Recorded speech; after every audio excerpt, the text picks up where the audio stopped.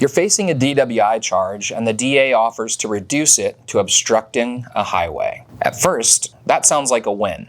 You avoid a DWI on your record, no jail, no probation, no interlock device. But here's what most people don't realize. Even that lesser charge can still wreck your record, your job prospects, and your future. I'm Barret Dye. I'm a criminal defense attorney here in Texas, and I've handled hundreds of DWI cases just like this. In this video, I'll walk you through exactly what you give up when you take that plea, and when it's actually a smart move to say yes, so you can make the right call for your case, protect your future, and avoid a deal that quietly costs you more than just a conviction. What obstruction of a highway really is. So let's start with the basics, because the name of this charge throws people off. Obstruction of a highway. It's a real criminal offense here in Texas. The simple version is this. The state claims you blocked, interfered, or created a safety issue on a roadway or a passageway. And when this comes up in a DWI case, the prosecutor is usually using it as a landing spot. It's a way to still get a conviction without having to prove the hardest part of a DWI case, that is, intoxication,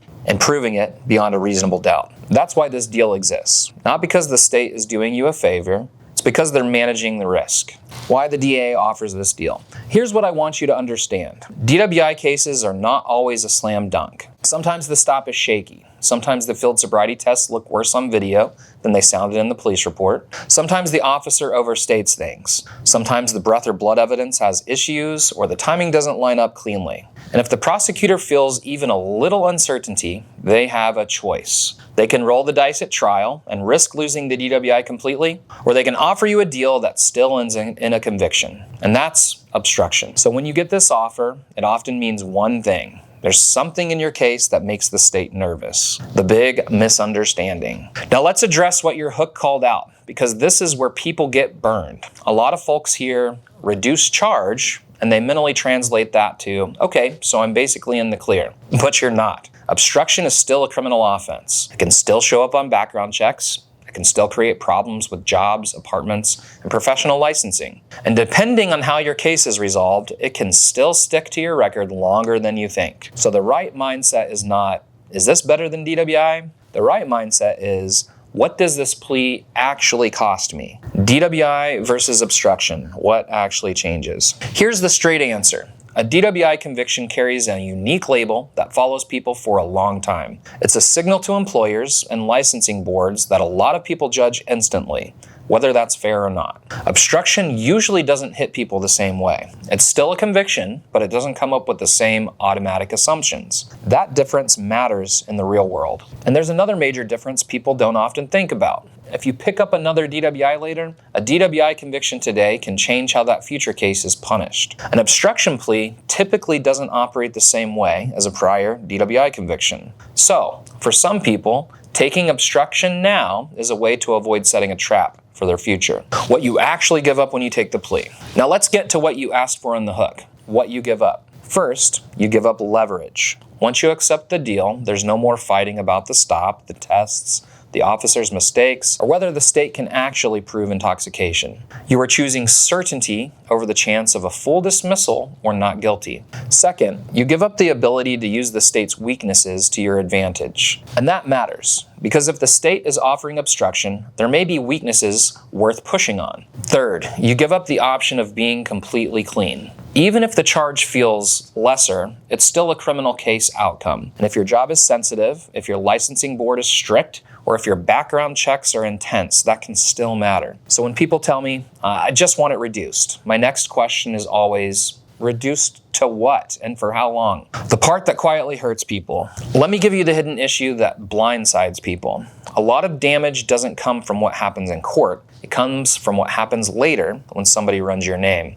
Employers don't always care that it's not DWI. They care that it's a recent criminal case. Apartment complexes don't always care about the details. They care that you have a record. And some professional boards care about character and conduct in a broad way, not just the specific labels. So yes, obstruction can be a smart move, but it's not automatically harmless. When it's smart to say yes. So when is it actually a smart move to take this plea? It's usually smart when the downsides of losing a DWI trial is catastrophic for you. If a DWI conviction threatens your career, your license, your immigration situation, or your long-term plans, then avoiding that label can be a major win. It's also smart when the evidence is good enough for the state to convict, but not bad enough that you feel confident gambling your future on a trial. In other words, when the case is a coin flip and you can't afford tails, certainty has value. And finally, it can be smart if you're in a position where you can later clean up the record, depending on your eligibility and the final outcome.